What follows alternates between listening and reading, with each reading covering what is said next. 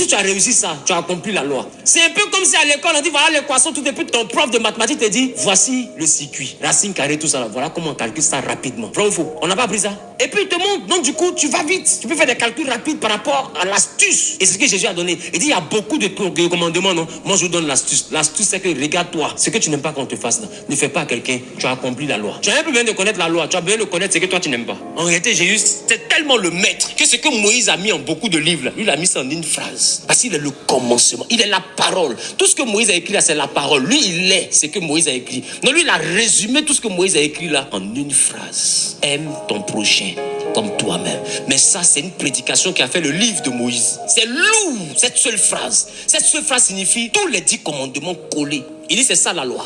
Donc, nous devons encore continuer à méditer la parole. Et il dit que ce livre de la loi ne s'éloigne point de ta bouche. Et majoritairement, aujourd'hui, on répète que ce livre de la loi ne s'éloigne point de ta bouche. Médite le jour et nuit. Et puis quand on finit de dire que ce livre de la loi, là, on médite Matthieu. Il y a quelle loi en Matthieu? Il y a quelle loi en Luc? Il n'y a pas de loi là-bas, il n'y a que la grâce. Il y a le don gratuit de Dieu. Il n'y a pas la loi. Il y a Dieu a tant aimé le monde qu'il a donné. Il n'y a pas de loi en Matthieu. Il n'y a pas de loi en Luc. Il n'y a pas de loi en Marc. Il n'y a pas de loi en Jean.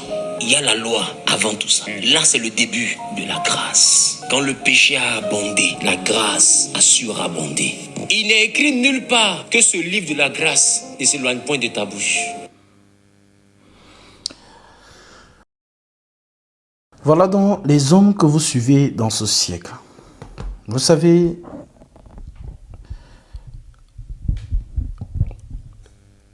lorsqu'on est un enseignant, on est précis.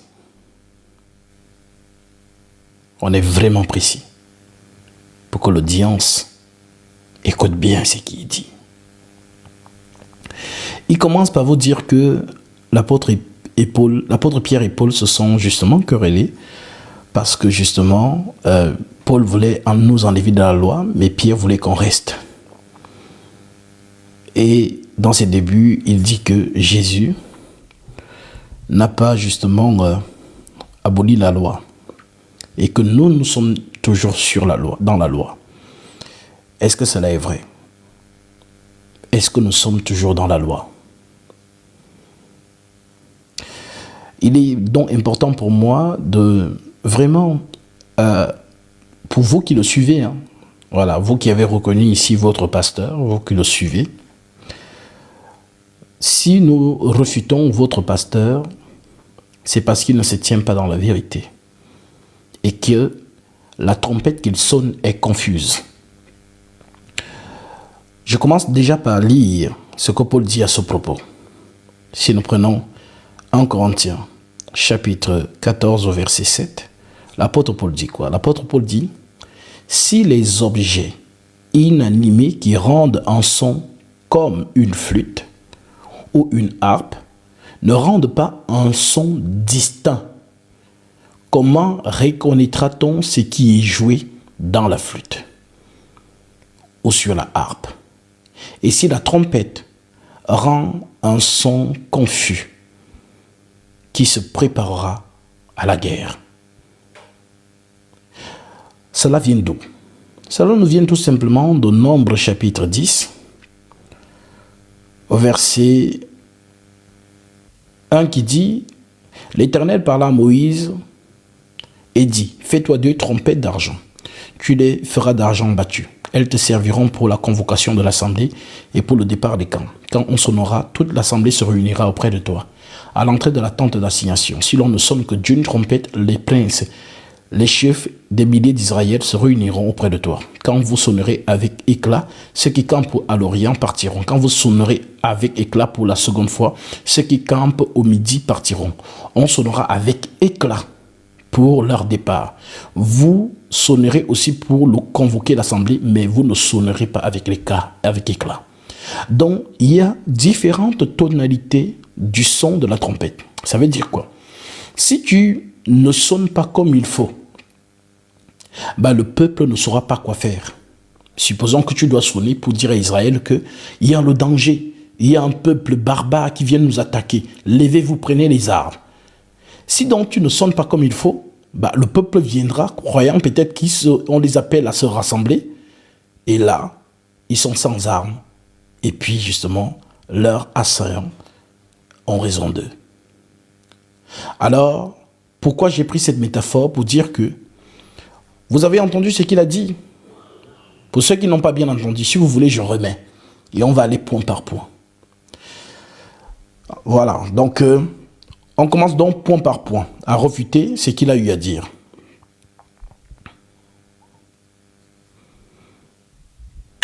De Jésus n'est pas l'abolition de la loi, c'est même l'accomplissement d'un élément de la loi qui concerne la condamnation dans le péché. Mais la loi est là. Et puisque la loi est là, c'est au sujet de la loi qu'ils ont débattu en Actes des Apôtres chapitre 15. En se disant, nous, on sait que la loi est là. Pierre dit, ils doivent accomplir la loi. Parce que Jésus il a géré le côté péché, mais maintenant ils doivent respecter ce qui est écrit. Paul dit, tu es hypocrite.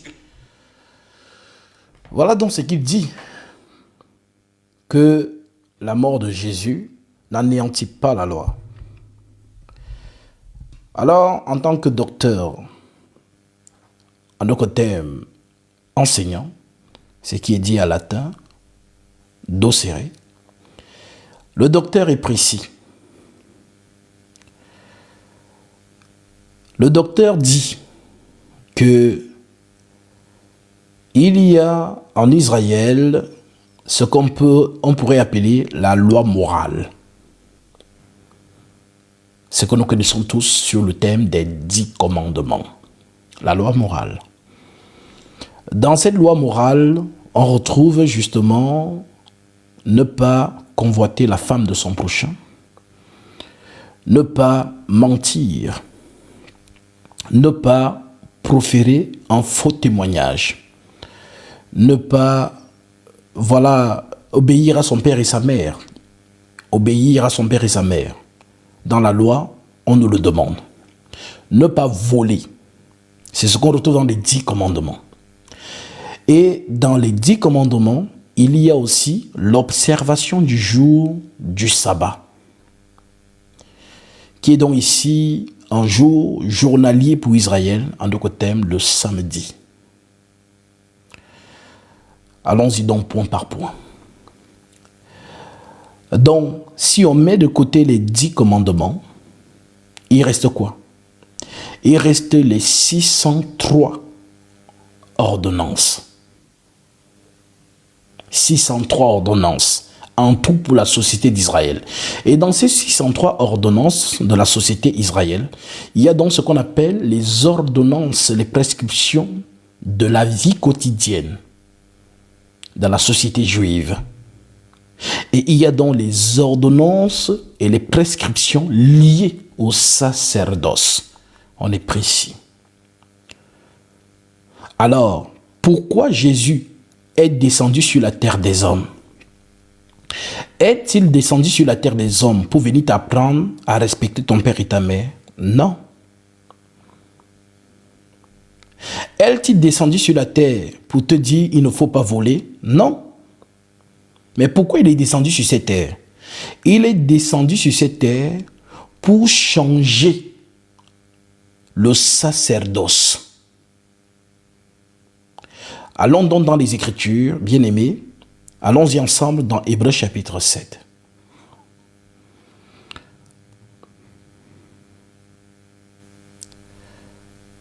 Hébreux chapitre 7. Il est écrit, je prends directement le verset 11. L'Écriture dit, si donc la perfection avait été possible par le sacerdoce lévitique, car c'est sur ce sacerdoce qu'on repose la loi. Alléluia. Monsieur Zawi. Je répète. Voilà pourquoi, si vous ne lisez pas la parole, c'est votre problème. Hein? Si vous ne lisez pas, c'est votre problème. Les faux hommes de Dieu viendront vous impressionner, viendront, vous blaguer, et vous allez applaudir ces gens-là. Pourtant, les Écritures sont claires. Je vais encore remettre ce qu'il lui l'a dit. C'est important. Et Jésus n'est pas l'abolition de la loi, c'est même l'accomplissement d'un élément de la loi qui concerne la condamnation dans le péché. Mais la loi est là. Et puisque la loi est là, c'est au sujet de la loi qu'ils ont débattu en Actes des Apôtres chapitre 15. En se disant, nous, on sait que la loi est là. Pierre dit, ils doivent accomplir la loi. Parce que Jésus, il a géré le côté péché, mais maintenant, ils doivent respecter ce qui est écrit. Paul dit, tu es hypocrite, ils ne peuvent pas tout faire. Diminuons pour eux. Donc c'est sur la loi qu'ils ont essayé de discuter pour voir qu'est-ce que nous on va faire, qu'est-ce qu'on ne va pas faire. Alors qui nous prêche que la loi a disparu? Qui? Et c'est ça qui fait la faible. Alors, voici ce que l'Écriture dit. Hébreux 7, 11. Si dans la perfection, en d'autres termes, il n'y a pas de perfection dans la loi. Du moins, l'homme ne peut pas, par la loi, devenir parfait. Parce que c'est la loi de l'esprit. Et nous sommes chers. Alors, l'Esprit qui parle en l'apôtre Paul dit, si donc la loi avait été possible par le sacerdoce lévitique, car c'est sur ce sacerdoce que repose la loi donnée au peuple. Quel peuple? Israël.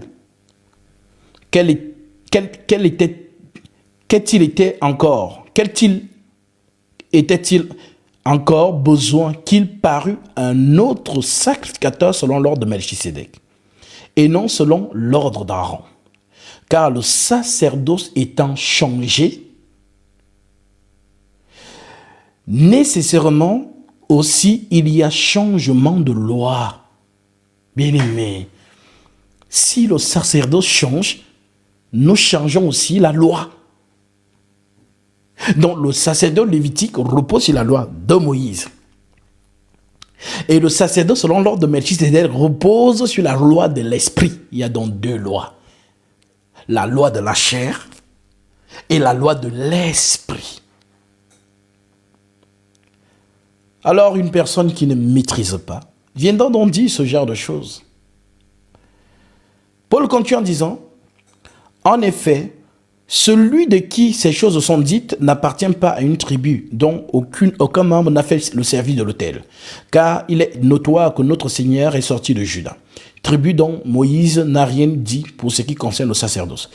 Cela devient plus évident encore quand il paraît un autre sacrificateur à la ressemblance de Melchisédek, institué non d'après la loi d'une ordonnance charnelle, mais selon la loi d'une vie impérissable, car ce témoignage lui est rendu, tu es sacrificateur pour toujours, selon l'ordre de Melchisédek.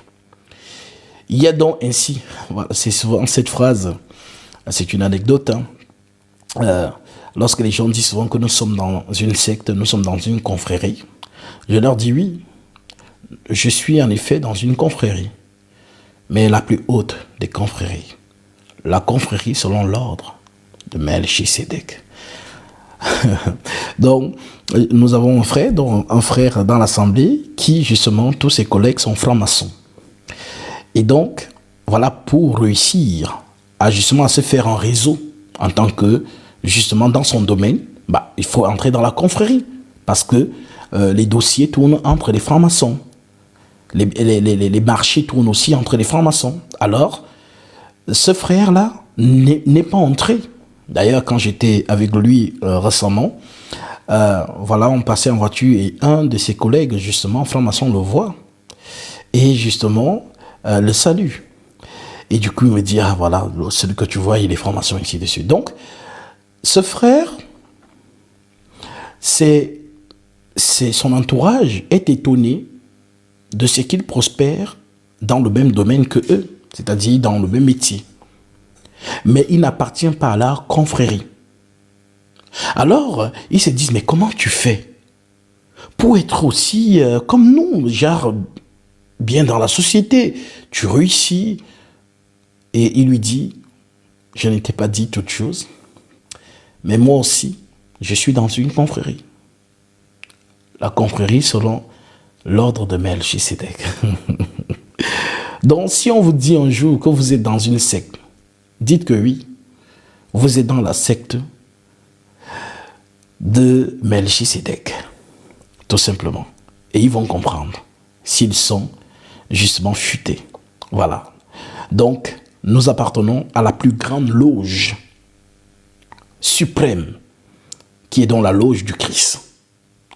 Voilà, parce que ce monde est régi, pour toi qui ne connais pas vraiment les rouages de la société, le monde est régi en lobby, le monde est régi en club.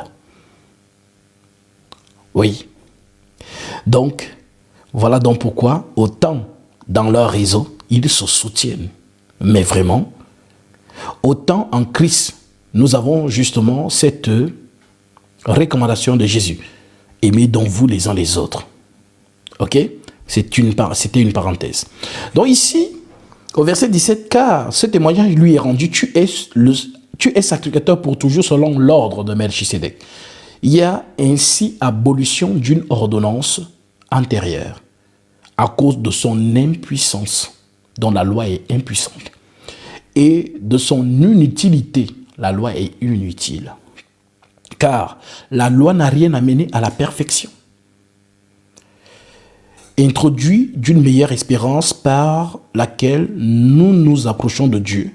Et comme cela n'a pas eu lieu sans serment, car tandis que les Lévites sont devenus sacrificateurs sans serment, Jésus l'est devenu avec serment par celui qui lui a dit, le Seigneur a juré et il ne se repentira pas. Tu es sacrificateur pour toujours selon l'ordre de Melchisédek. Jésus est par cela même le garant d'une nouvelle alliance, d'une alliance plus excellente. De plus, il y a eu des sacrificateurs en grand nombre, parce que la mort les empêchait d'être permanents. Mais lui, parce qu'il demeure éternellement, possède un sacerdoce qui n'est pas transmissible. Donc, dans la loi, les sacrificateurs se succédaient. Aaron vient, il est remplacé par Eliezer, ainsi de suite, jusqu'à Caïphe. Mais on dit que la loi de l'esprit, il n'y a pas de succession. Le prêtre qui officie dans cette loi est éternel. Mais lui, parce qu'il demeure éternellement, possède un sacrifice qui n'est pas, possède un sacerdoce qui n'est pas transmissible. C'est aussi pour cela qu'il peut sauver. Donc, un seul sacerdoce sauve, celui de Jésus-Christ.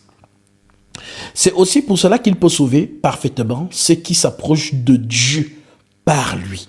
Oui, parce que dans le langage du sacerdoce, on fait rapport à une médiation.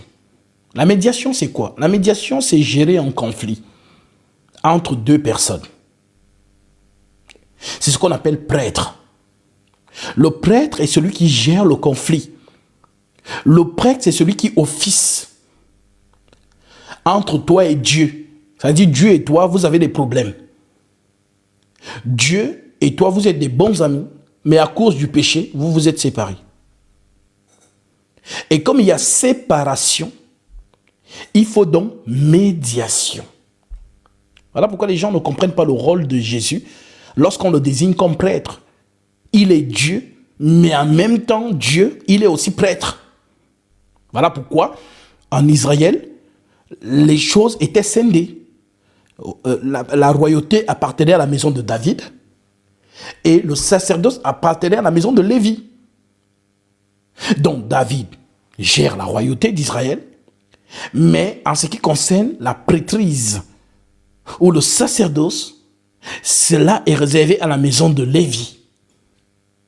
Maintenant, en Jésus, les deux se rassemblent. Il est en même temps prêtre et il est en même temps roi. Voilà notre Seigneur. Donc, le Seigneur, justement, nous réconcilie à lui-même par la médiation qu'on appelle donc le sacerdoce.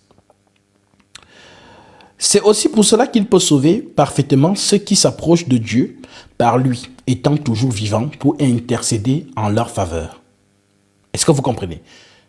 Je répète, c'est aussi pour cela qu'il peut sauver parfaitement ceux qui s'approchent de Dieu par lui, étant toujours vivant pour intercéder en leur faveur. C'est donc ce que Jean écrit. Petits enfants, ne péchez point, mais si quelqu'un a péché, qu'il se souvienne qu'il a un avocat auprès du Père. Donc l'avocat, c'est quoi? C'est un défenseur qui plaide pour ta cause. Donc l'intercession de Jésus n'est rien d'autre que la prière. Jésus prie pour toi. Voilà pourquoi tu ne peux pas être réclamé. Parce que si le juge est lui-même ton avocat, qui peut te condamner? Tu as déjà gagné le procès d'avance. Voilà la grâce que nous avons en Jésus-Christ. Alors, il nous convenait en effet d'avoir un souverain sacrificateur comme lui, saint, innocent, sans tache, séparé des pécheurs. Aaron lui-même était pécheur. Mais Jésus est séparé des pécheurs. Et plus élevé que les cieux. On dit que Jésus est plus élevé que les cieux. Qui n'a pas besoin, comme les souverains sacrificateurs, d'offrir chaque jour des sacrifices d'abord pour ses propres péchés. Ensuite pour ceux du peuple. Car ceci, il l'a fait une fois pour toutes en s'offrant lui-même. En effet, la loi établit souverain sacrificateur des hommes sujets à la faiblesse. Et c'est là où nous disons que Dieu est merveilleux.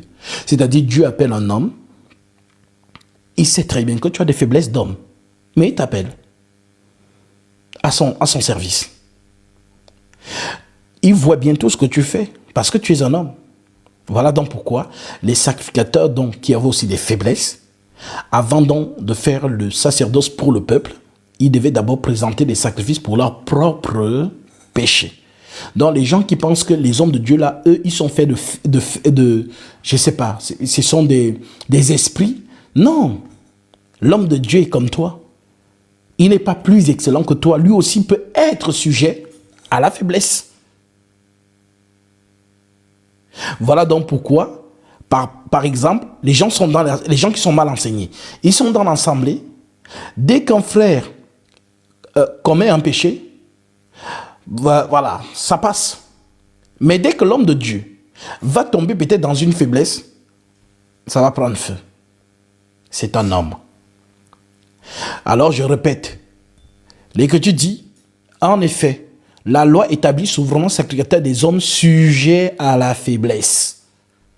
Mais la parole du serment qui a été fait d'après la loi établit le Fils qui est parfait pour l'éternité. Est-ce que vous comprenez? Donc, l'homme de Dieu doit être un modèle pour son troupeau.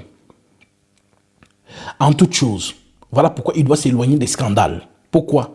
Parce que le scandale de l'homme de Dieu peut amoindrir ou refroidir la brebis qui vient peut-être de se convertir. Mais les vieux convertis, vous devez avoir la maturité pour que si l'homme de Dieu est tombé dans la faiblesse, mettez vos genoux au sol et intercédez pour lui. Ça peut scandaliser les petits qui viennent de se convertir. C'est-à-dire un nouveau converti, une nouvelle convertie. Ça peut la scandaliser. Ah, mais comment l'homme de Dieu peut faire ça? Mais toi qui es ancienne dans la sainte doctrine, toi qui connais déjà les Écritures, ta posture est de prier pour lui. Parce que si Dieu pouvait mettre la caméra sur la vie de tout le monde, tu seras le dernier à pointer du doigt quelqu'un. Parce que nous pouvons être cachés devant les hommes. Mais devant Dieu, personne n'est caché. Voilà donc pourquoi, ce jour-là, lorsqu'on a attrapé cette femme, Jésus dit donc à ceux qui ont pris des pierres pour la lapider, que celui parmi vous qui est sans péché, commence à lui jeter la première pierre. Pourquoi ils n'ont pas jeté? Parce qu'ils se sont souvenus qu'eux aussi, en tant qu'hommes, ils ont des faiblesses. Vous comprenez? Donc, c'était une parenthèse. Donc, vous voyez donc que dans Hébreux chapitre 7, l'Écriture est claire. S'il y a changement de loi, il y a aussi changement de sacerdoce. Et donc nous sommes dans le sacerdoce de Jésus. Ce qui veut donc dire que nous sommes dans le sacerdoce de l'Esprit. Donc ce que Zawi disait est complètement faux. Maintenant, il dit encore quelque chose entre Pierre et justement Paul. Jésus l'a géré le côté péché, mais maintenant ils doivent respecter ce qui est écrit. Paul dit, tu es hypocrite, ils ne peuvent pas tout faire. Diminuons pour eux. Donc c'est sur la loi qu'ils ont essayé de discuter pour voir qu'est-ce que nous on va faire, qu'est-ce qu'on ne va pas faire. Alors qu'ils nous... C'est du n'importe quoi. C'est du n'importe quoi. Alors, revenons donc dans le livre de Galates, pour ce fameux conflit dont il parle. Galates chapitre 2. Nous sommes ici au verset justement 14. L'apôtre Paul n'a pas marché avec Jésus. Ceux qui ont marché avec Jésus, c'est Pierre, Jacques, Jean et les autres. Maintenant, Pierre, Jean, Jacques, ce sont des Juifs. Ce sont des Juifs. Et en tant que Juifs, ils marchent dans les mœurs de la loi de Moïse. Alors, Paul donc, qui a reçu, comme il le dit lui-même, personne ne lui a enseigné l'évangile. Vérifions ça dans Philippiens chapitre 1. Plutôt dans Galates. Oui. Galates chapitre 1. L'apôtre Paul dit, Paul, non de la part des hommes, ni par un homme, mais par Jésus-Christ et Dieu le Père qui l'a ressuscité des morts. Et tous les frères qui sont avec moi aux églises de la Galatie, que la grâce et la paix vous soient données de la part de Dieu le Père et de notre Seigneur Jésus-Christ, qui s'est donné lui-même pour nos péchés, afin de nous arracher du présent siècle mauvais, selon la volonté de notre Dieu et Père, à qui soit la gloire au siècle des siècles. Amen. Maintenant, au verset 11, qu'est-ce qu'il dit? Je vous déclare, frères, que l'évangile qui a été annoncé par moi, dans l'évangile que moi, Paul, j'ai prêché, l'évangile qui a été annoncé par moi n'est pas de l'homme, car je ne l'ai ni reçu, ni appris d'un homme, mais par une révélation de Jésus-Christ. Est-ce que vous comprenez?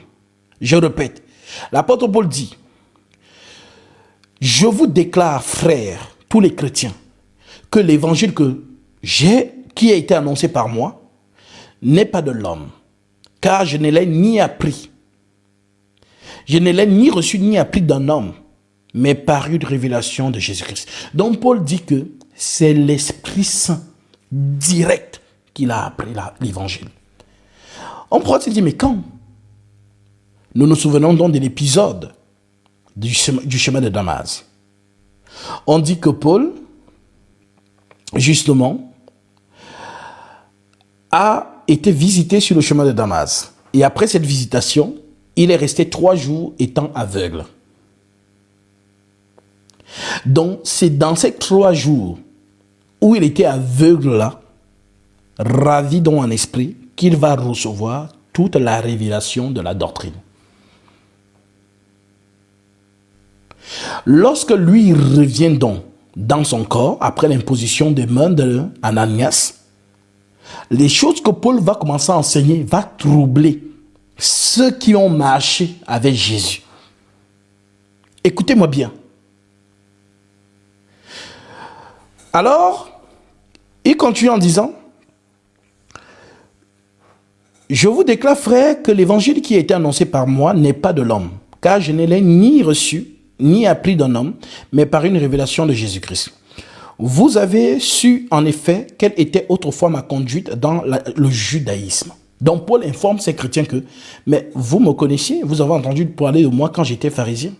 Donc, car il dit, vous avez en effet su, en effet, quelle était autrefois ma conduite dans le judaïsme, comme je persécutais à outrance et ravageais l'église de Dieu. Et comment j'étais plus avancé dans le judaïsme que beaucoup de ceux de mon âge et de ma nation, étant animé d'un zèle excessif pour les traditions de mes pères. C'est quoi les traditions des pères? La loi. Mais lorsqu'il plut à celui qui m'avait mis à part dès le sein de ma mère et qui m'a appelé par sa grâce de révéler en moi son Fils afin que je l'annonçasse parmi les païens. Aussitôt, je ne consultais ni la chair, ni le sang, et je ne montais point à Jérusalem vers ceux qui furent apôtres avant moi. Ça, c'est Paul.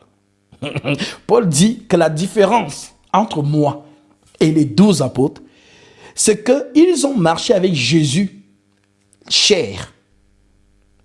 Mais Paul a marché avec Jésus, esprit. Voilà pourquoi il a été ravi au 3e ciel. Il dit que quand il était là-bas, il a entendu des paroles qui n'est pas permis à un homme d'exprimer. Donc le Jésus-Esprit l'a enseigné. Paul, voilà, donc tu vois, c'est comme ça. Donc quand tu vas redescendre, il faut leur dire comme ça, comme ça, comme ça, comme ça. Voilà pourquoi sa doctrine scandalisait les Juifs. Est-ce que vous comprenez maintenant? Maintenant, il continue en disant, avant moi, mais je partis pour l'Arabie, puis je revins encore à Damas. 3 ans plus tard, je montai à Jérusalem pour faire la connaissance de Pierre. C'est la première fois qu'il va le voir. Pour faire la connaissance de Pierre. Et je demeurai 15 jours chez lui. Mais je ne vis aucun autre des apôtres, si ce n'est Jacques, le frère du Seigneur, le frère de Jésus. Dans ce que je vous écris, voici devant Dieu, je ne mens point. J'allais ensuite dans les contrées de la Syrie et de la Cilicie. Or, j'étais inconnu de visage aux églises de Judée, qui sont en Christ. Seulement, elle avait entendu dire, celui qui autrefois nous persécutait, annonce maintenant la foi qu'il s'efforçait alors de détruire. Et elle glorifiait Dieu à mon sujet. Maintenant, c'est là où on tombe donc dans le fameux Galates 2, où il y a donc cette dispute entre Pierre et Paul. Paul dit donc 14 ans après, je montais de nouveau à Jérusalem avec Barnabas, ayant pris aussi Tite avec moi. Et ce fut d'après une révélation que j'y montais. Je leur exposais l'évangile que je prêche parmi les païens. Je l'exposais en particulier à ceux qui sont les plus considérés. Les plus considérés.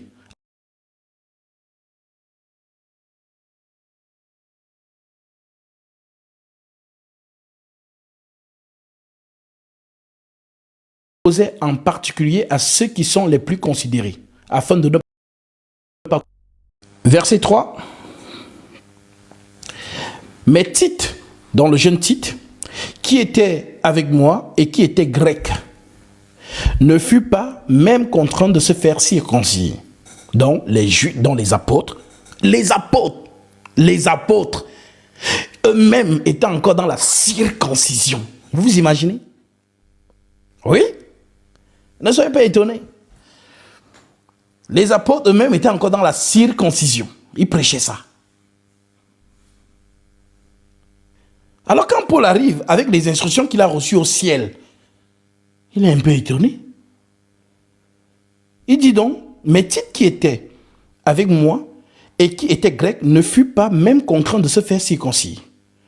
Et cela à cause des faux frères, dont des faux chrétiens, c'est comme ça que Paul les appelle, faux frères. À cause des faux frères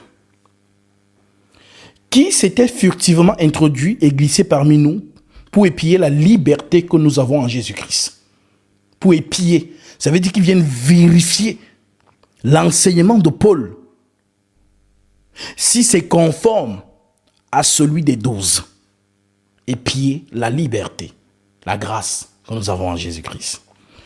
Avec l'intention de nous asservir, donc avec l'intention de nous mettre dans la loi de Moïse. C'est ce qu'on appelle l'asservissement. Je vous donnerai d'autres écritures où il utilise toujours ce langage, asservir. Voilà. Nous ne leur cédons pas, donc on a refusé de mettre leur enseignement en pratique. Nous ne leur cédons pas un instant et nous résistons à leurs exigences. Alors, afin que la vérité de l'évangile fût maintenue parmi vous, ceux qui sont les plus considérés, dont les apôtres, ceux qui sont les plus considérés, quel qui ait été jadis, cela ne m'impressionnait pas. Dieu ne fait point exception de personne. Ceux qui sont les plus considérés ne m'imposaient rien. Au contraire, voyant que l'évangile m'avait été confié pour les incirconcis, les non-juifs, comme à Pierre pour les circoncis, donc les juifs, C'est un peu comme si il y a deux apôtres majeurs. L'apôtre des Juifs qui prêche la loi et l'apôtre des païens qui prêche la grâce. Est-ce que vous comprenez? Écoutez bien ce que je vous dis parce que je vous amène quelque part. Verset 8. Car celui qui a fait de Pierre l'apôtre des Juifs a aussi fait de moi l'apôtre des païens. Ayant reconnu la grâce qui m'avait été accordée, Jacques, Céphas et Jean. Jacques, Céphas et Jean. Jacques, Céphas et Jean. Dont les trois qui étaient aussi montés avec Jésus sur la montagne. Matthieu 17, lorsque Jésus est devenu blanc comme la lumière là. Voilà, les trois là. Ce sont eux qu'on appelait donc les plus considérés. Dont les capitaines. Ok? Voilà. Donc, Jacques, Céphas et Jean, qui sont regardés comme les colonnes, me donnèrent à moi et à Barnabas la main d'association, afin que nous allassions, nous vers les païens et eux vers les circoncis. Donc, c'est comme si l'église n'était pas encore un. Alléluia. L'église était divisée en deux. Un côté les juifs, un côté les non-juifs. Ah, ça sont les débuts. Ok? Donc, il continue en disant au verset 10, ils nous recommandèrent seulement de nous souvenir des pauvres, ce que j'ai bien eu soin de faire. Mais lorsque Pierre vint à Antioche, donc ils vont se retrouver à Antioche, je lui résistais en face parce qu'il était répréhensible. Donc Paul estime que l'apôtre Pierre ne marche pas dans la droiture parce qu'il lui dit qu'il était répréhensible. En effet, avant l'arrivée de quelques personnes envoyées par Jacques, il mangeait avec les païens, dont les non-juifs. Et quand ils furent venus, il s'esquiva et se tint à l'écart par crainte des Juifs. Avec lui, les autres Juifs usèrent aussi de dissimulation, en sorte que Barnabas même fut entraîné par leur hypocrisie. Donc c'était un peu comme si les apôtres juifs, quand ils étaient à côté peut-être des non-juifs, il y avait comme une sorte de froid, une sorte de... Parce que quoi, la loi de Moïse le demandait. C'était dans leurs mœurs, c'était dans leurs coutumes. Ils ne vont pas changer de midi à 14h comme ça, c'était dans leurs mœurs. Alors Paul, comme je vous ai dit, Paul, lui, il était enseigné là-bas en haut. Donc il redescend avec l'enseignement qu'il a pris là-bas. Et il descend avec. On dit donc, voyant qu'il ne marchait pas droit selon la vérité, c'est Paul qui dit ça, c'est pas moi. Voyant qu'il ne marchait pas droit selon la vérité de l'évangile, je dis à Céphas, en présence de tous, si toi qui es juif, tu vis à la manière de païens et non à la manière des juifs, pourquoi forces-tu les païens à judaïser? Donc, si Paul n'était pas là, pour que toi tu deviennes chrétienne ou chrétien, on allait te faire judaïser.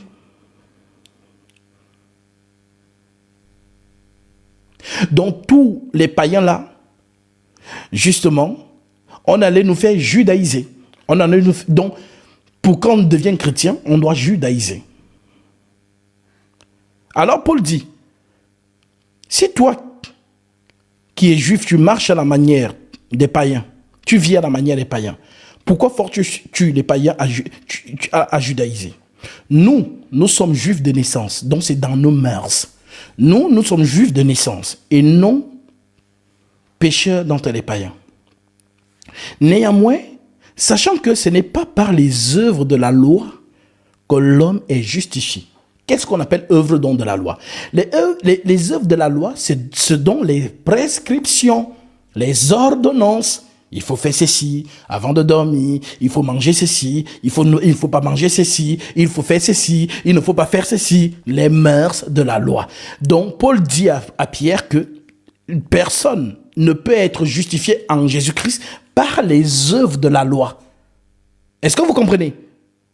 Ok. Il continue en disant, néanmoins, sachant que ce n'est pas par les œuvres de la loi que l'homme est justifié, mais par la foi en Jésus-Christ, C'est la foi en Jésus-Christ qui justifie l'homme. Et laisse-moi te dire quelque chose. Même si tu ne fais rien, tu es sauvé. Parce que tu as seulement cru en Jésus-Christ. Ce n'est pas moi qui le dis, c'est toujours Paul. Je vous donne l'écriture. Allons-y tous dans Romains chapitre 4, verset 5. Romains 4, 5. Qu'est-ce que Paul dit? Paul dit,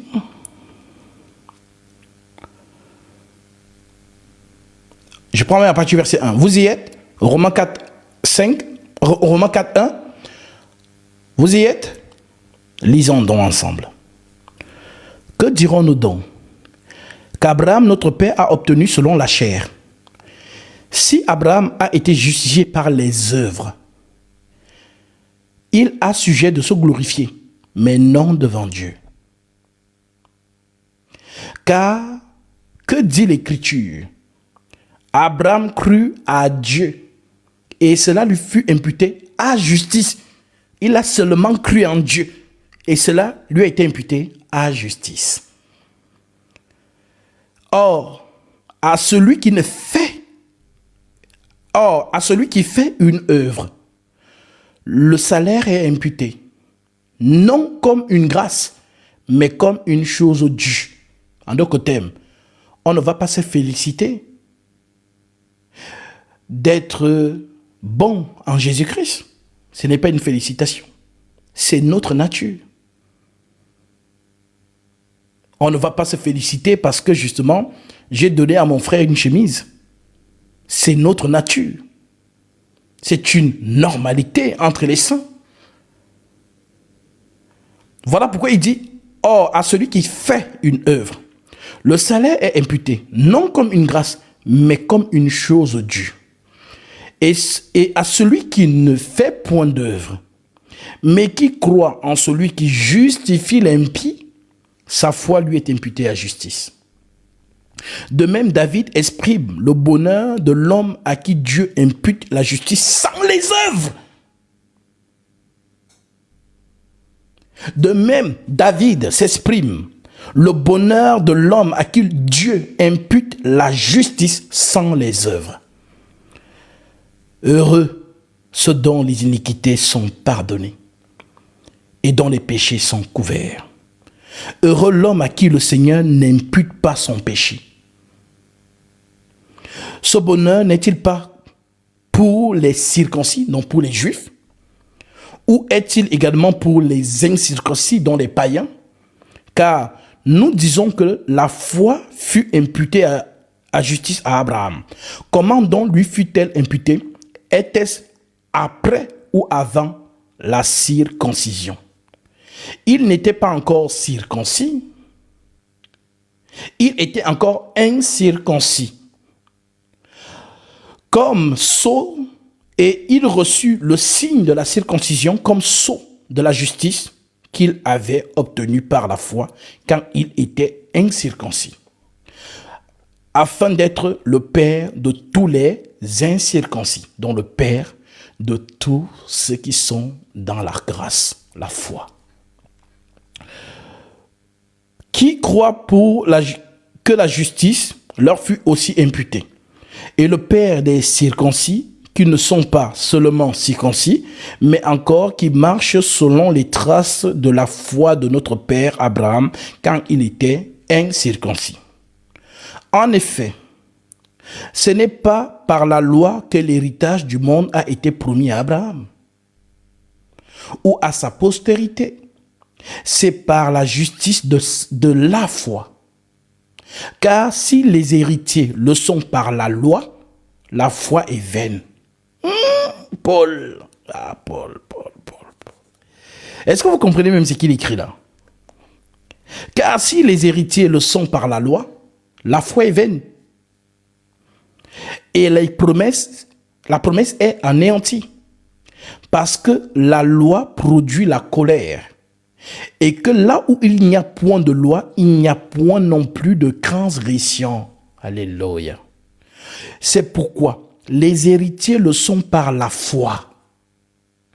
pour que ce soit par grâce, afin que la promesse soit assurée à toute la postérité, non seulement à celle qui est sous la loi, mais aussi à celle qui est à la foi d'Abraham, notre Père, à tous, selon qu'il est écrit, « J'étais établi Père d'un grand nombre de nations. » Il est notre Père devant celui auquel il a cru, Dieu qui donne la vie aux morts et qui appelle les choses qui ne sont point comme si elles étaient.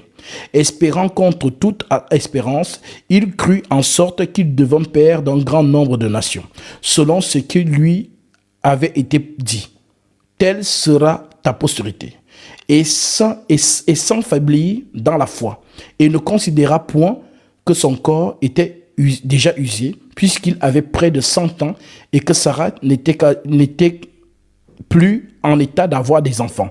Il ne douta point par incrédulité au sujet de la promesse de Dieu, mais il fut fortifié par la foi, donnant gloire à Dieu et ayant la pleine conviction que ce qu'il a promis, il peut aussi l'accomplir. C'est pourquoi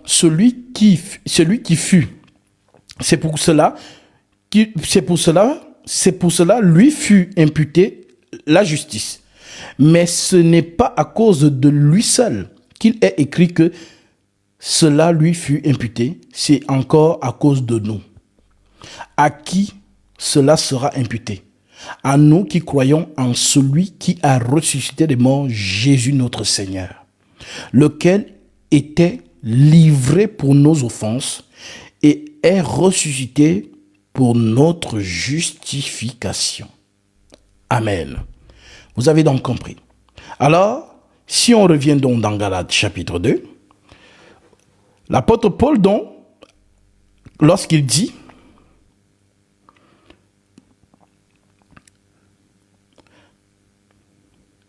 voyant qu'il ne marchait pas droit selon la vérité de l'évangile, je dis à Céphas en présence de tous, si toi qui es juif, tu vis à la manière des païens, pourquoi forces-tu les païens à judaïser?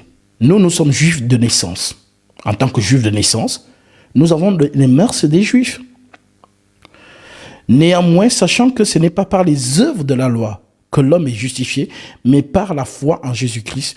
Nous aussi, nous avons cru en Jésus-Christ. Donc nous, en tant que juifs, nous avons cru en Jésus-Christ afin d'être justifiés par la foi en Christ et non par les œuvres de la loi. Donc, les apôtres et les juifs voulaient toujours plaire à Jésus en pratiquant les œuvres de la loi. Pourtant, non. Nous ne sommes plus dans cette dispensation. Parce que nulle chair ne sera justifiée par les œuvres de la loi. Mais tandis que nous cherchons à être justifiés par Christ, si nous étions aussi nous-mêmes trouvés pécheurs, Christ serait-il un ministre du péché? Loin de là. Jésus n'est pas né dans les nations. Jésus est né en Israël. Voilà. Car si je rebâtis les choses que j'ai détruites, je me constitue moi-même un transgresseur. Car c'est par la loi que je suis mort à la loi. Paul dit qu'il est mort à la loi. Et si Paul est mort à la loi, moi aussi, je suis mort à la loi. Est-ce que toi aussi tu es mort à la loi? Alors si toi aussi tu es mort ou morte à la loi, alors nous sommes ensemble. J'ai été crucifié avec Christ, dit Paul. Est-ce que toi tu as été crucifié avec Christ? Moi, oui. Et toi donc? Donc, ça veut dire que nous sommes toujours par le même esprit de l'apôtre Paul. Et si je vis, ce n'est plus moi qui vis, c'est Christ qui vit en moi. Comme pour tous les chrétiens, les vrais chrétiens, qui ne veulent pas se complaire dans la loi, mais plutôt dans la foi. Et si je vis maintenant dans la chair, écoutez ce qu'il dit. Et si je vis maintenant dans la chair, je vis dans la foi au Fils de Dieu qui m'a aimé et qui s'est livré lui-même pour moi. Je ne rejette pas la grâce de Dieu, car si la justice s'obtient par la loi, Christ est donc mort en vain. Voilà l'enseignement de Paul à Pierre, et qui dit Pierre dit les 12. Alors, voici donc, si vous l'avez compris, si nous prenons donc Éphésiens, chapitre 2, au verset 13, Je prends même à partir du verset 11. Éphésiens 2, verset 11. Vous y êtes? Lisons ensemble. C'est pourquoi vous, autrefois, païens, dans la chair. Donc, il parle de qui? De nous, les Congolais, les Camerounais, les Gabonais, les Sénégalais, les Américains, les Russes, les Espagnols, les Français. Donc, nous qui ne sommes pas juifs de souche. C'est pourquoi vous, autrefois, païens dans la chair, appelés incirconcis, par ceux qu'on appelle circoncis. Donc, appelés non-juifs par ceux qui sont juifs. Il continue, et qui le sont en la chair par la main de l'homme. Souvenez-vous que vous étiez en ce temps-là sans Christ, privés du droit de cité en Israël, étrangers aux alliances, qu'elles soient de loi, qu'elles soient de grâce, de la promesse, quelle promesse? La vie éternelle. Sans espérance, on n'avait pas d'espérance, et sans Dieu, on n'avait pas de Dieu. Nous, on avait des idoles, des masques, des canaris, des coris, des choses que l'Afrique avait en général, que vous connaissez là. Donc, on n'avait pas de Dieu. Mais maintenant, en Jésus-Christ, vous qui étiez jadis éloignés, vous avez été approchés par le sang de Christ. Donc, qu'est-ce qui nous approche des Juifs? C'est le sang de Jésus. Car il est notre paix. Lui, des deux, n'en a fait qu'un. Donc, païen plus juif égale Jésus. Alors, je comprends pourquoi Noé a mis sur son autel des animaux purs. Et il a aussi fait des animaux impurs.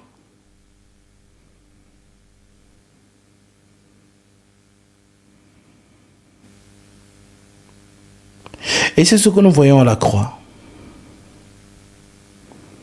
Car les deux êtres à la croix avec Jésus, qui n'étaient pas une scène anodine ou un hasard, mais qui était écrit dans le livre d'Ésaïe 53, il a été crucifié entre les brigands. Donc ces brigands représentent donc les deux hommes, les païens et les juifs. Un qui est incrédule et l'autre qui dit « Souviens-toi de moi lorsque tu viendras dans ton règne ». Tu imagines, tu es avec quelqu'un à la croix. Je ne sais pas si vous essayez d'imaginer ça dans votre esprit. Tu es avec quelqu'un à la croix. Toi, tu es un bandit. Tu sais qu'on t'a attrapé parce que tu es un bandit. Et sur le sort des bandits. Mais tu es avec quelqu'un à la croix qui te dit que il est le roi des cieux. Entre nous, toi-même. Tu vas le regarder bizarrement, non? Mais toi, tu es dans la croix ici avec nous. Mais tu dis que tu as un règne du ciel. Est-ce que vous comprenez? Donc, ce brigand a vraiment manifesté la foi. Et il dit donc, comme tu es le roi du ciel là, souviens-toi de moi. Moi, je suis bandit. Mais quand tu vas venir avec ton règne, comme tu dis là, n'oublie pas que tu as été crucifié avec un bandit. Donc, souviens-toi de moi. Ça a touché le Seigneur parce que dans cette circonstance, comment tu peux croire quelqu'un qui est cloué avec toi à la croix, mais qui te dit que lui, il est le roi, voilà, c'est le Fils de Dieu, et ainsi de suite. Ça n'a pas de sens. Voilà pourquoi Jésus lui dit, aujourd'hui, tu seras avec moi dans le paradis. Ça veut dire que ce brigand a directement été dans le séjour des saints.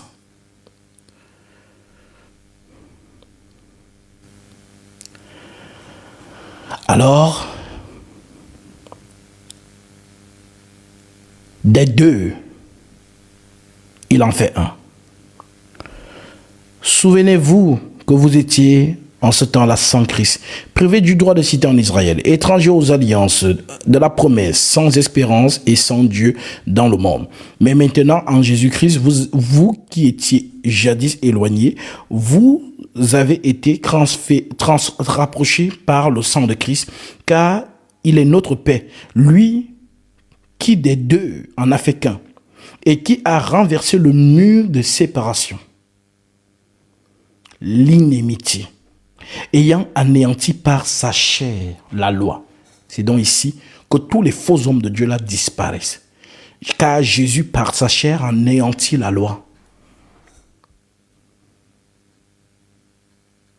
Ayant anéanti par sa chair la loi des ordonnances.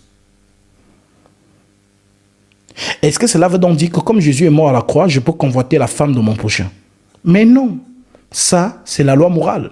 Et Paul le dit dans une écriture. Il dit, les païens qui n'ont pas reçu de loi comme prescription font naturellement ce que la loi dit. C'est-à-dire dans toutes les contrées du monde, les païens respectent leurs parents. Ce n'est pas Dieu qui est venu leur dire, voici la loi, je te donne la loi. Respecte ton père et ta mère. Non. Est-ce que vous comprenez? Donc ce n'est pas parce que Jésus est mort. Donc il faut comprendre la loi morale de la société juive et la loi des ordonnances concernant justement le sacerdoce. Le Seigneur vient donc nous enlever de là, mais tout Israël était dedans.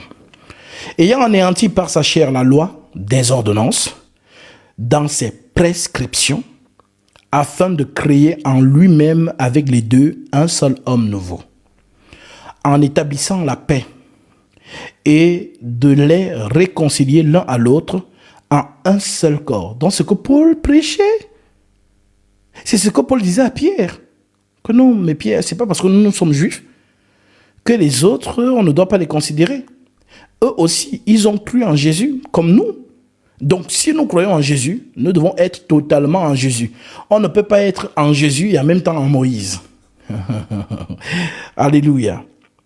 Donc, en établissant la paix et de les réconcilier l'un à l'autre à un seul corps, avec Dieu par la croix, en détruisant par elle l'inimitié, il est venu annoncer la paix à vous qui étiez loin et la paix à ceux qui étaient près.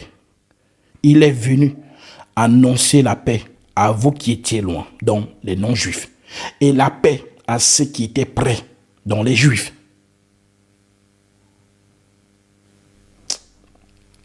Voilà pourquoi il pouvait dire, Moïse vous a dit, mais moi je vous dis. Car par lui, nous avons les uns et les autres accès auprès du Père dans un même esprit. Ainsi donc, vous n'êtes plus des étrangers. Donc voilà donc pour cette écriture. Donc, ainsi donc, vous n'êtes plus des étrangers, ni des gens du dehors, mais vous êtes co-citoyens des saints, gens de la maison de Dieu. Vous avez été édifiés sur le fondement des apôtres et des prophètes, Jésus-Christ lui-même étant la pierre angulaire. En lui, tout l'édifice bien coordonné s'élève pour être un temple saint dans le Seigneur. En lui, vous êtes aussi édifiés pour être une habitation de Dieu en esprit. Alors, si donc vous avez compris cela, si on vient donc dans Galates chapitre 5, au verset 1, voici donc son discours. C'est pour la liberté que Christ nous a affranchis. Mais on a franchi quelqu'un de quoi? Il dit que Christ nous a affranchis de la liberté. C'est pour la liberté. Pour la liberté. Christ nous a affranchis pour la liberté. Donc, qu'est-ce qu'il appelle liberté? La liberté, au lieu de dire la grâce, lui, il appelle ça liberté. Parce que la grâce, c'est aussi la liberté. Ou encore, il peut appeler ça miséricorde. C'est pour la miséricorde que Christ nous a affranchis. Donc, c'est pour la liberté que Christ nous a affranchis. Permettez-moi, je vais un peu prendre ça dans la version du Vatican pour voir comment ils ont traduit. Donc, nous sommes ici, toujours dans Galates, Galates chapitre 5. L'Écriture dit, c'est pour que nous restions libres, dans le Vatican traduit, c'est pour que nous restions libres que le Christ nous a libérés. Donc, tenez bon et ne vous remettez pas sous le joug de l'esclavage. Amen. Maintenant, c'est quoi? Qu'est-ce qu'on appelle le joug de l'esclavage? C'est dans la loi de Moïse qu'on appelle le joug de l'esclavage. Et la loi de Jésus, on appelle ça le joug de la liberté.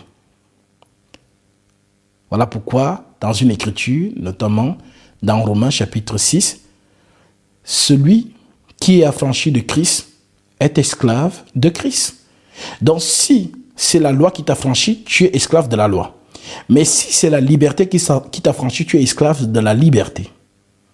Donc, c'est pour que nous restions libres que le Christ nous a libérés. Donc, tenez bon et ne vous remettez pas sous le joug de l'esclavage. C'est moi, Paul, qui vous le dis. Et moi, je dis Amen. Si vous vous faites circoncire, le joug de l'esclavage, donc c'est dans le joug de l'esclavage qu'on se fait circoncire. La circoncision était dans une ordonnance, une prescription de la loi. Donc, si on est en Jésus, on ne se fait plus circoncis comme signe de l'alliance. Si on est en Jésus, on ne donne plus la dîme, parce que la dîme est une prescription de la loi.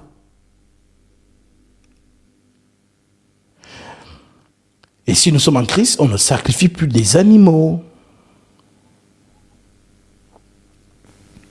Si nous sommes en Christ, il n'y a plus d'huile d'onction. Je ferai une différence entre l'huile et l'huile d'onction. Car dans la loi de Moïse, l'huile d'onction ne devait même pas être reproduite.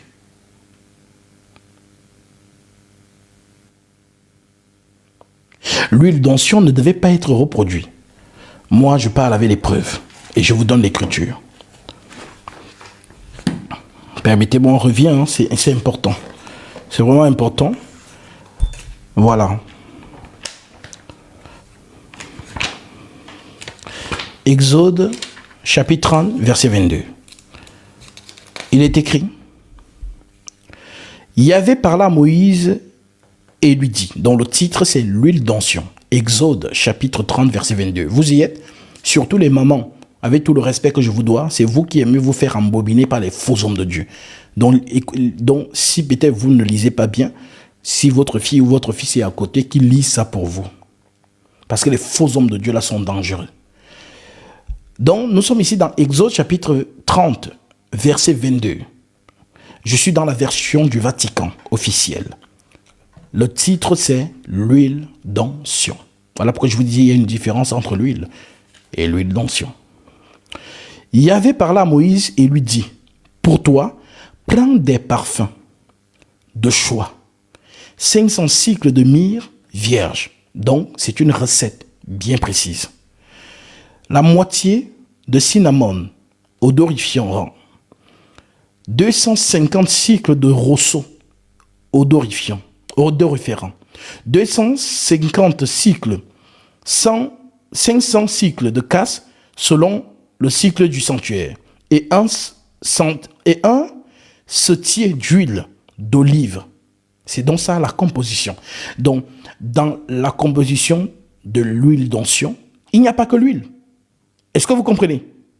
Dans ce qu'on appelle l'huile d'onction, il y avait une composition d'autres ingrédients précis. Est-ce que vous comprenez? Donc, l'huile qu'on achète à Monoprix là, qu'on vous verse sur la tête, ce n'est pas l'huile d'onction.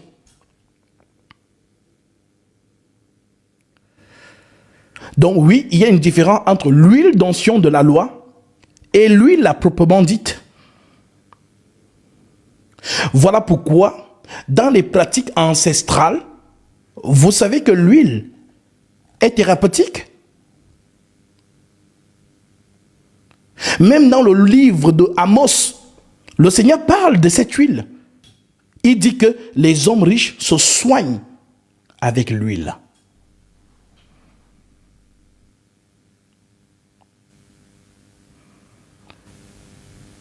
Donc ce qu'on vient vous dire, oh non, c'est l'huile d'onction, ce n'est pas l'huile d'onction. L'huile d'onction, on ne pouvait pas le reproduire. soyez délivrés au nom de Jésus-Christ de ces faux hommes de Dieu. Voilà pourquoi ils ne m'aiment pas, parce que j'expose leurs lacunes. Dieu m'a donné ça, la maîtrise de la loi et la maîtrise des épîtres.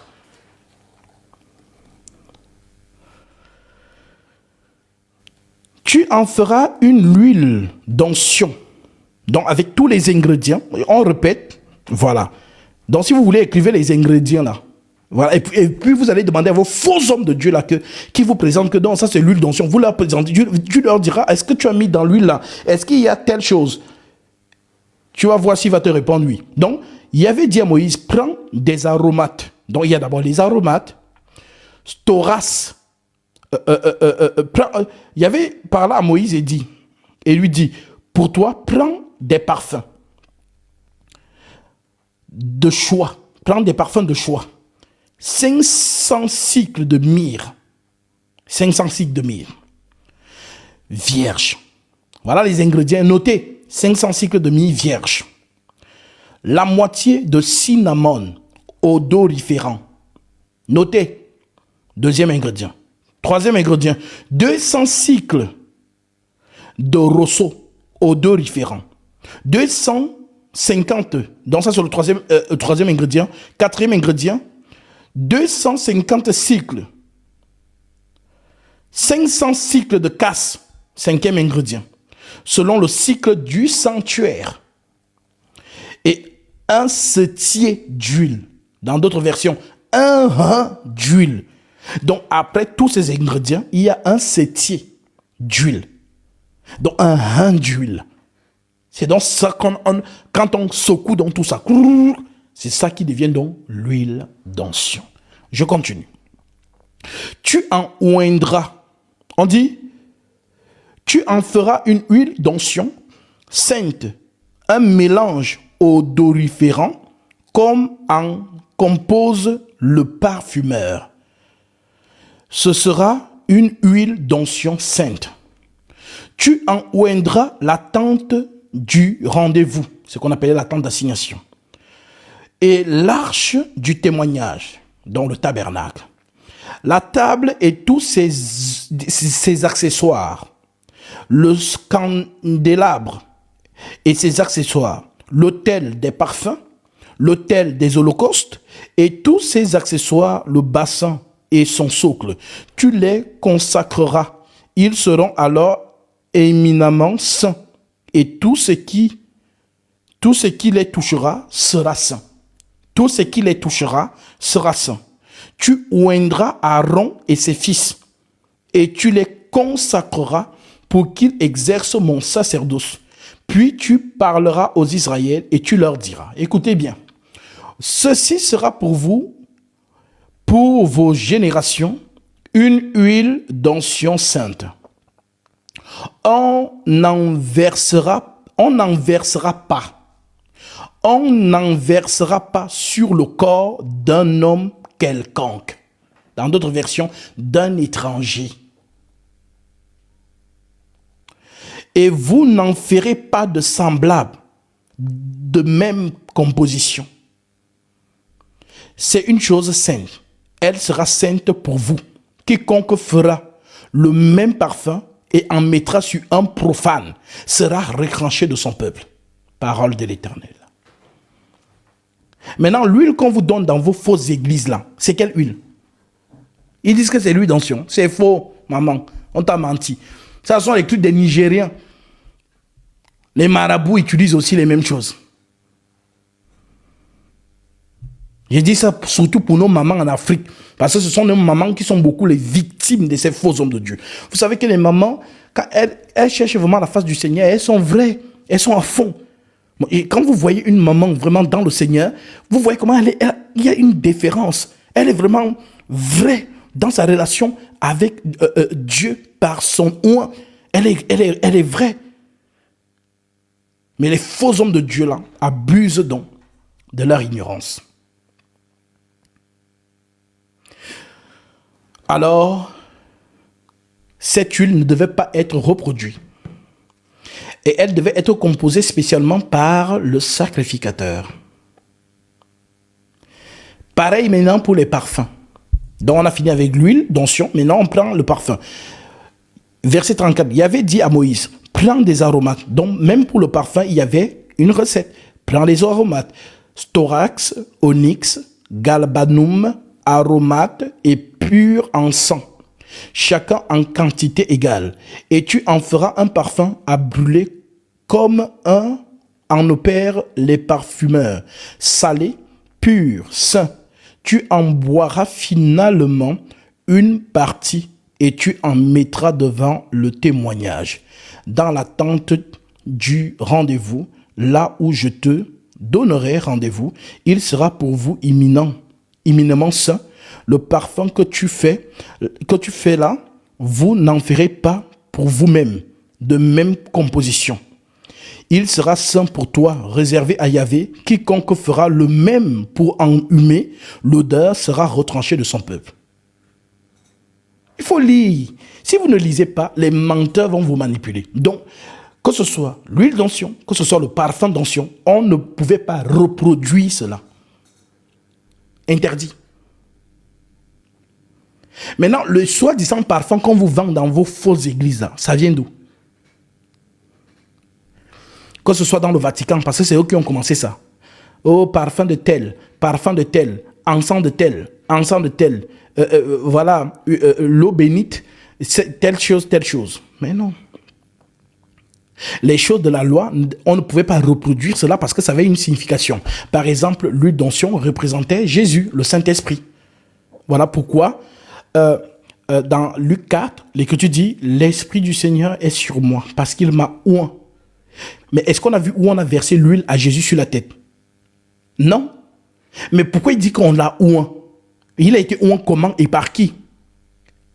Il a donc été oint par l'Esprit Saint. Ça veut dire que l'Esprit qui descend sur lui. Le jour de la Pentecôte, c'est ça l'huile qui était représentée dans la loi. Est-ce que vous comprenez maintenant? Voilà pourquoi l'apôtre Paul dit la loi n'est pas l'exacte représentation des choses, mais une ombre des choses à venir. Le corps est en Jésus-Christ. La réalité est en Jésus-Christ. Donc que ce soit l'huile, que ce soit le parfum, était une préfiguration de Jésus. Amen. Maintenant, tu es en train de réfléchir que la bouteille d'huile qu'on t'avait donnée là-bas, c'était quoi? Voilà. Maintenant, ne pas confondre aussi les actes de foi.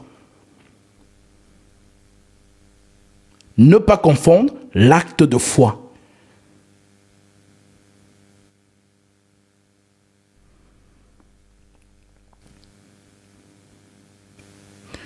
Donc, il y a des choses que vous devez maîtriser.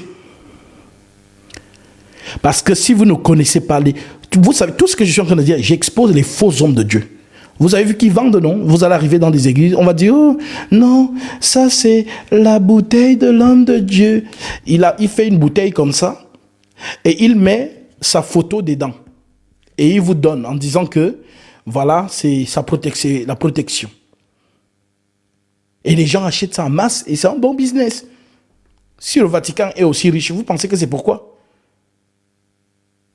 Le Vatican vend des bagues, le Vatican vend des choses, ils disent que non, c'est de l'encens, ils vendent des choses. Non, il faut vraiment que je vous prêche sur ces choses.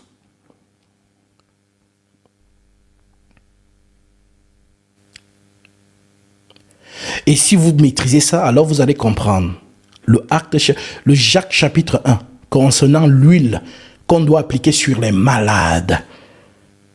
Et en appliquant, on prie. Voilà pourquoi c'est réservé qu'aux anciens.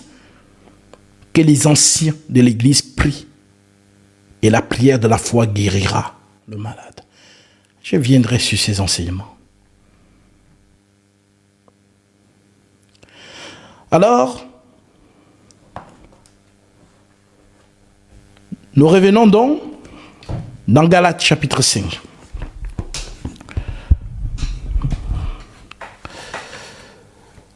Donc, l'écriture continue donc. L'apôtre Paul dit donc, c'est pour que nous restions libres que Christ nous a libérés. Donc, tenez bon et ne vous remettez pas sous le joug de l'esclavage. Donc ne revenez pas sur la loi. Dans la version Louis II, qui est la version un peu la plus répandue de tous ceux qui ne sont pas dans le Vatican. Donc, Galates chapitre 5, parce que parfois quand on change de version, certains sont un peu perdus par les mots. Donc dans Galates 5, dans la version de Louis II, il est écrit « C'est pour la liberté que Christ nous a affranchis. Demeurez donc ferme et ne vous laissez pas mettre de nouveau sous le joug de la servitude. Donc que personne ne vous fasse retourner dans la loi ou dans les pratiques de la loi. » Maintenant, il continue. « Voici moi, Paul, je vous dis que si vous vous faites circoncis la circoncision, Christ ne vous servira de rien. Et je proteste encore une fois à tout homme qui se fait circoncis qu'il est tenu de pratiquer la loi tout entière. Vous êtes séparés de Christ. Vous tous qui cherchez la justification dans la loi, vous êtes déchus de la grâce. » Alors faisons la liste. Est-ce que la dîme est une prescription des ordonnances de la loi? Oui. Alors, vérifions chez les apôtres. Ont-ils prélevé la dîme? Non. Parce qu'ils connaissaient l'enseignement que je vous donne là. Mais pourquoi donc vos soi-disant hommes de Dieu de ce siècle vous prélèvent la dîme? Et on vous convainc. Non, si tu donnes ta dîme, Dieu va faire ceci, va faire cela. Si tu ne donnes pas, Dieu va geler tes finances. Tu seras frappé par la malédiction. Oh. La dîme était donc une loi, pas facultative, mais obligatoire. Tout enfant d'Israël savait qu'il devait donner sa dîme. Et il n'y avait pas qu'une seule sorte de dîme, il y avait plusieurs sortes de dîmes. La dîme que l'enfant d'Israël lui-même devait manger, la dîme de la 3e année, la dîme qu'on devait reverser au Lévi, et la dîme qu'on devait reverser à Aaron. Bien-aimés, lesquelles de ces dîmes les apôtres ont prélevées? Si vous êtes vraiment honnête dans votre conscience, à moins que ces gens-là vous ont... Parce que comme on dit, vous savez, dans les boîtes de nuit, pour ceux qui vont en boîte de nuit, là, il y a des rituels dans les boîtes de nuit. Et on cache des choses dans les plafonds. J'étais récemment à Pointe-Noire.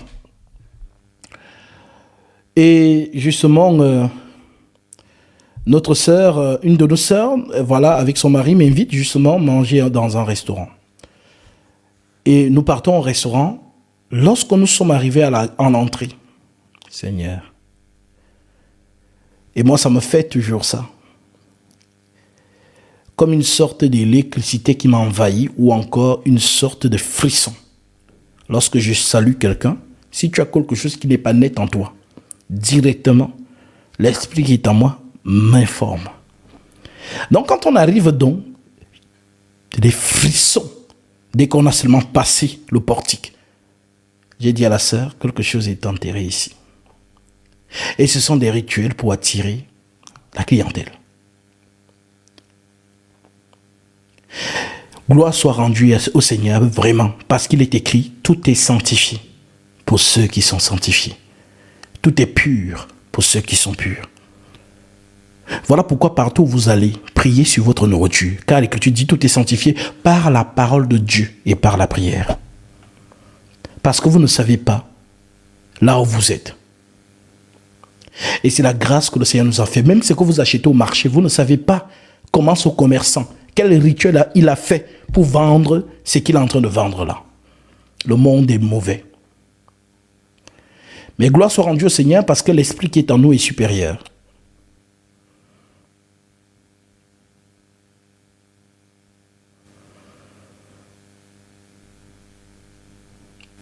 Alors,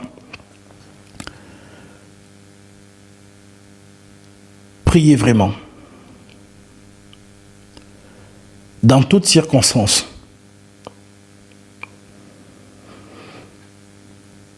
Parce que dans le monde du commerce, il y a tellement de choses. Tellement. Des sacrifices sont faits pour attirer la clientèle. Donc, quand vous allez en boîte de nuit, sachez que dans les boîtes de nuit, ces gens-là cachent les choses dans les plafonds. Ce qui fait donc en sorte que quand tu entres en boîte, c'est comme si en fait tu as la mémoire, c'est comme si tu oubliais d'une certaine manière. Tu as comme une sorte d'envie de dépenser. Tu ressors de là, tu n'as plus rien le matin à 6 heures. Dans ces églises aussi, je vous assure au nom de Jésus-Christ, je sais de quoi je parle. Dans les plafonds, les choses sont cachées. Ou même là où vous êtes là, on a enterré des choses. Ce qui fait en sorte qu'on vous ment. Mais tu es comme si tu es lobotomisé. Regardez même quand vous partez au Vatican. Quand vous entrez dans les chapelles, vous ne voyez pas que vous êtes d'une certaine manière assujetti.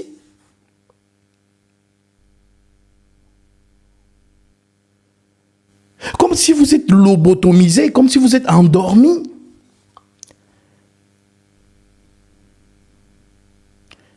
Ce sont les dominations. Quand tu vois bien comment on te ment, mais tu ne t'aperçois pas. Seule la lumière donc affranchit. Voilà pourquoi le Christ dit, vous connaîtrez la vérité et la vérité vous affranchira. Et lorsque subitement un enfant de Dieu qui était égaré dans les fausses doctrines, dès lors qu'il entend la vérité, il est comme tout d'un coup, comme s'il se réveillait que, ah, mais attends, mais c'était écrit depuis, pourquoi on n'a pas vu? Tu étais endormi.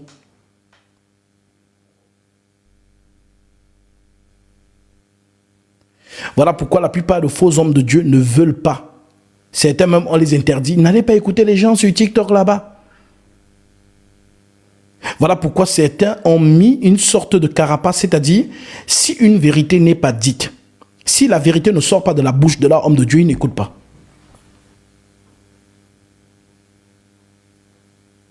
Donc ce que tu dis est vrai, hein.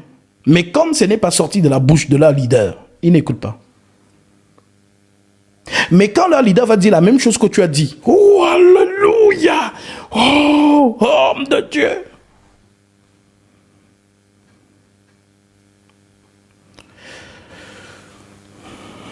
Alors, pourquoi je vous ai donc pris cette métaphore? Pour que vous sachiez que dans ces églises, je pense que vous avez tous écouté le truc de Tibi Joshua et tout ça, les vérités sont sorties. Un peu comme l'affaire de Marcelo Tonassi, qui fait mouche en ce moment, et justement beaucoup de gens récupèrent ça pour dénigrer l'église de Jésus-Christ. Parce que c'est ça, lorsque tu prends le nom de Jésus, c'est un peu comme si toi, justement, tu embauches quelqu'un dans ton entreprise. Ou peut-être tu as une entreprise. Mais il y a quelqu'un qui usurpe le nom de ton entreprise et qui travaille avec, qui arnaque les gens. Lorsqu'il fuit, ou bien justement, il y a ce dont on l'attrape, c'est le nom de ton entreprise dont ton nom est entaché. Pourtant, tu n'as rien fait. Tu n'es même pas au courant qu'on a usurpé ton nom, le nom de ton entreprise pour arnaquer les gens. Tu n'es pas au courant. Mais comme c'est quand même ton nom, donc on te dénigre. C'est donc pareil avec le nom de Jésus. Et que tu dis, il est nécessaire que les scandales arrivent. Mais malheur, par qui le scandale arrive? Je vais vous lire ça.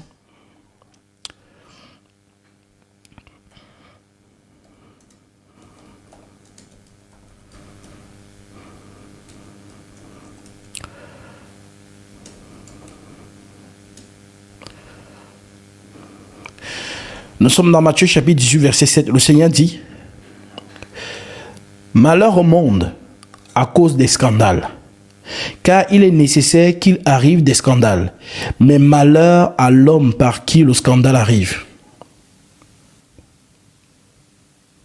Donc si toi-même tu sais que dans cette affaire, tu te reproches de quelque chose,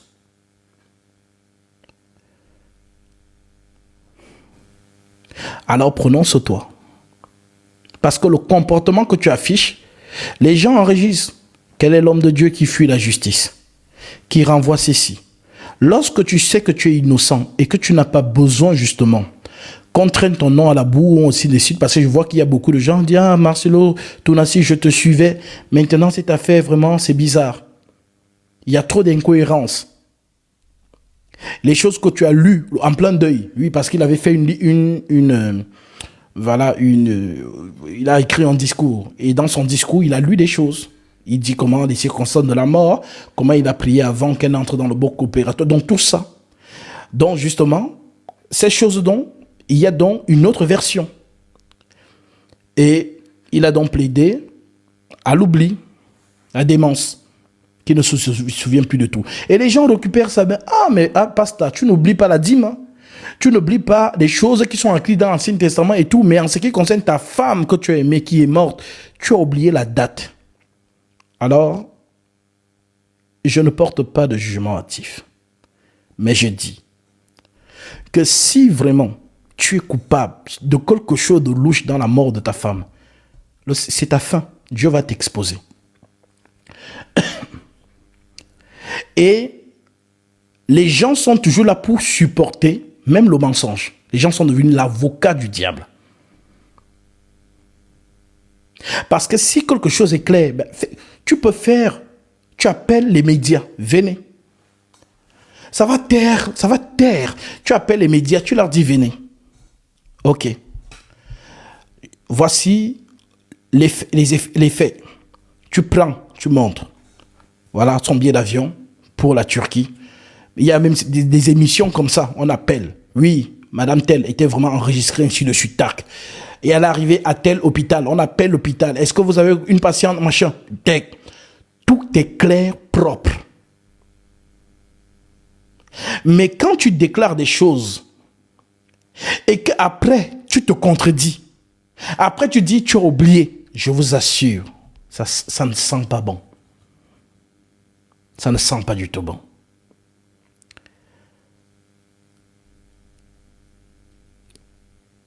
Donc, tu ne peux pas échapper à ton destin. Je parle en tant que ministre du Christ pour que ceux qui n'aiment pas Jésus et qui font donc de la récupération de cette affaire pour dénigrer le nom du Seigneur. Alors, je te l'assure, Marcelo Tounassi, si tu es pour quelque chose de louche dans la mort de ta femme et que pour rien, à cause de toi, le nom de Jésus est sali. Parce que cette affaire va refroidir la foi de beaucoup.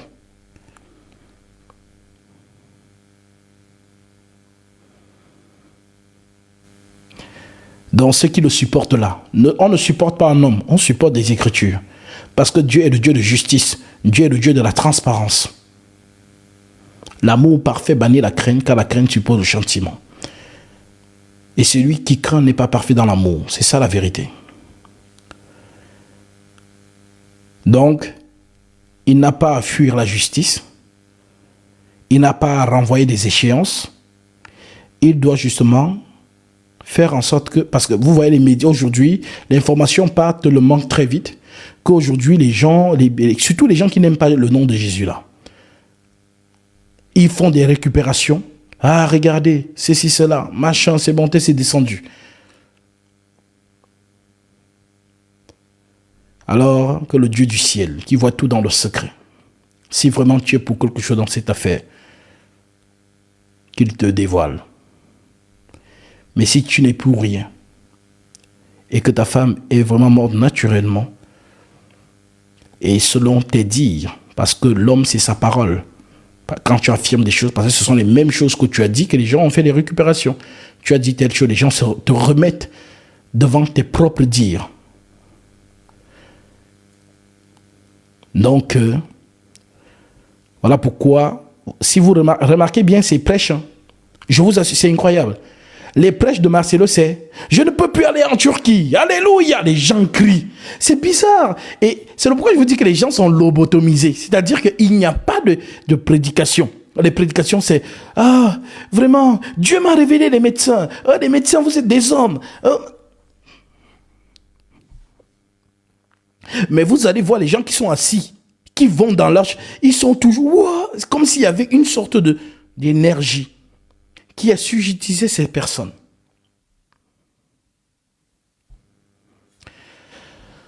Alors, bien-aimés, j'espère que vous avez donc compris. Jésus-Christ est la fin de la loi. Nous ne sommes donc plus dans le sacerdoce lévitique et nous ne sommes plus dans les mœurs qui justifient l'homme. Donc ce ne sont pas les œuvres de la loi qui justifient l'homme, ce sont les œuvres de la grâce. Et que nul ne vous dise au contraire. Et puis, ceux qui ont l'habitude de vous dire, Jésus a fait 95% du travail. Il nous a laissé à nous 5%. Et si on ne fait pas notre 5%, on n'est pas sauvé. Ce sont des menteurs. C'est un verset qui n'existe pas. Jésus ne nous a pas donné 5% ou 1% de faire quoi que ce soit dans l'œuvre du salut. Le Seigneur nous a sauvés par sa grâce. D'ailleurs, c'est même ça la signification de la grâce. Une faveur imméritée. Et que Dieu dit, vous êtes sauvés par la grâce, mais par le moyen de la foi. Et cela ne vient pas de vous, c'est un don de Dieu. Ce n'est point pas les œuvres afin que personne ne se glorifie. Vous connaissez cette écriture, non? Alors que personne ne vienne vous dire que Jésus a fait sa part, il te manque ta part. Ce sont des faux prédicateurs qui prêchent comme ça. La seule chose que Jésus te demande, c'est de croire. Et même croire, là, on dit que ça ne vient pas de toi. Je répète, vous êtes sauvés par la grâce, mais par le moyen de la foi. Et cela ne vient pas de vous, c'est un don de Dieu. Donc même la foi est un don. Et la foi vient de ce qu'on entend, et ce qu'on entend vient de la parole de Christ. Donc que personne ne vous trompe, que personne ne vous manipule. Je vous ai toujours dit, bien-aimés, en tout cas pour ceux qui se sont attachés à mon ministère et qui sont sous l'autorité de mon ministère, que le Seigneur vous bénisse. Mais ceux qui ne sont pas encore sous l'autorité de mon ministère, éprouvez-moi la lumière de ce qui est écrit. Ne me jugez pas à l'apparence, puisque le Christ vous l'interdit. Jean chapitre 7, verset 24. Ne jugez pas selon l'apparence, mais jugez selon la justice. On juge l'homme de Dieu à ce qu'il dit aux Écritures. Donc si on vous a dit des choses là où vous êtes là-bas, venez éprouver ça à la lumière des Écritures. Que, vraiment, Gasby, il y a là-bas on nous a dit ça. Donc je voulais voir si c'est vrai. Comme j'ai un des frères qui m'a contacté hier. Vraiment, Gasby, on m'a invité dans une église là et tout. J'ai dit, mais il faut partir. Pars. Et c'est toi qui vas leur justement leur montrer leurs lacunes, s'il y en a. Alors, donne-moi le verset tel. Vous savez, quand j'enseigne, c'est pourquoi quand j'enseigne avec référence. Et il faut noter les Écritures. Pour que là où vous êtes, vous soyez capable aussi de retransmettre pour clouer la bouche de ces personnes. Mais s'ils sont humbles et qu'ils cherchent vraiment la face du Seigneur, ils vont glorifier le Seigneur de ce que tu les as ramenés dans la vérité. Et toi, tu feras le travail de les ramener à la source où toi-même tu as puisé. Voilà pourquoi je vous enseigne pour que, à votre tour, dans votre entourage, vous puissiez aussi parler de ces choses à ceux qui ont déjà un pied dans le Seigneur. Qu'est-ce que j'appelle un pied dans le Seigneur? J'appelle un pied dans le Seigneur ceux qui sont déjà dans les fausses églises. La plupart des vrais enfants de Dieu sont encore enfermés dans les fausses églises. Et d'ailleurs, ce n'est pas moi qui le dis, c'est Jude. Et je termine par là. Jude, chapitre 1, verset 20, qui déclare. Jude dit au verset 20, « Pour vous, bien-aimés, vous édifiant vous-même sur votre très sainte foi, et priant par le Saint-Esprit, maintenez-vous dans l'amour de Dieu, en attendant la miséricorde de notre Seigneur Jésus-Christ, pour la vie éternelle. Reprenez les uns, ceux qui contestent. Il y a des gens qui me contestent, on dit de les reprendre. Reprenez les uns, ceux qui contestent. Sauvez-en d'autres, en les arrachant du feu. Sauvez-en d'autres, en les arrachant du feu. Et pour d'autres encore, ayez une pitié mêlée de crainte haïssant jusqu'à la tunique souillée par la chair.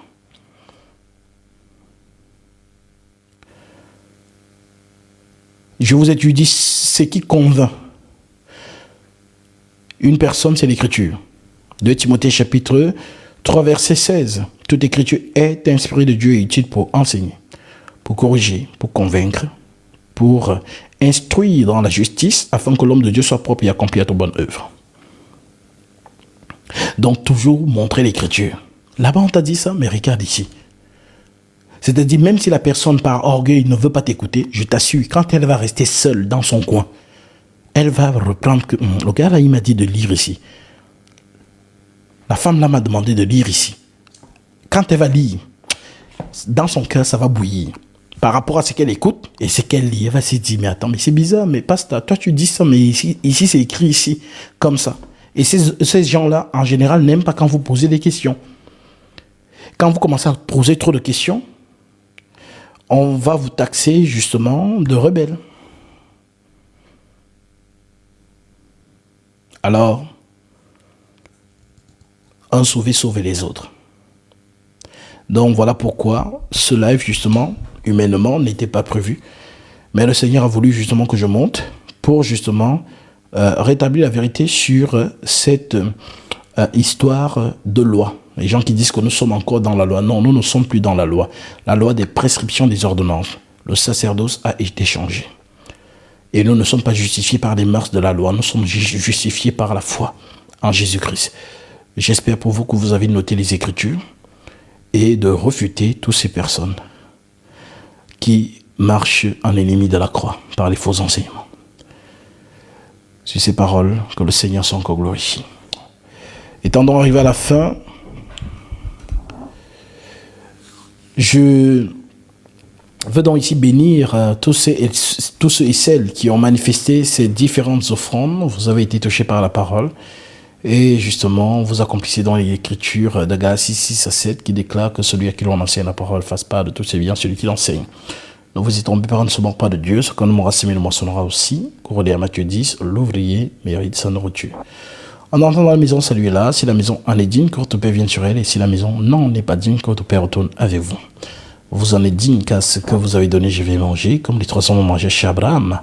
Et la bénédiction est entrée dans sa demeure. Alors que par ses offrandes, le Seigneur vous accorde ce que votre cœur désire. Lui qui connaît vos prières, vos doléances, et qu'il manifeste en chacun de vous ses dons spirituels. Au nom de Jésus-Christ, mes frères et sœurs, vous qui avez fait ces offrandes, vous vous reconnaîtrez. Soyez donc ici abondamment bénis. Amen. Et puis, voilà, j'annonce aussi, pour ceux qui sont des frères et sœurs qui sont du côté du Togo, je serai au Togo demain. Voilà. Et puis, le baptême sera samedi et la réunion des saints, voilà, se tiendra justement à Lomé à 15h. À partir de 15h, justement, nous débuterons peut-être vers 16h et que le Seigneur me permette de vous communiquer quelques dons spirituels. Donc, voilà, préparez-vous et soyez en prière surtout, car lorsque le Seigneur déplace son oint, il justement sait pourquoi il me déplace, pour justement vous communiquer, comme Paul le dit, quelques dons spirituels. Alors, on se retrouve demain. Que le Seigneur vous bénisse, tous les saints de par le monde, et je vous souhaite déjà une très belle communion fraternelle à tous les saints de par le monde. Voilà, ce samedi, et voilà, tout simplement. Sur ces paroles, je vous dis shalom. Merci également à tous ceux qui ont justement tapoté. Nous terminons le live avec 481, voilà, 482 200 cas et environ 419 partages. Vraiment, merci pour votre enthousiasme et voilà pour votre joie justement de toujours être assidu aux enseignements.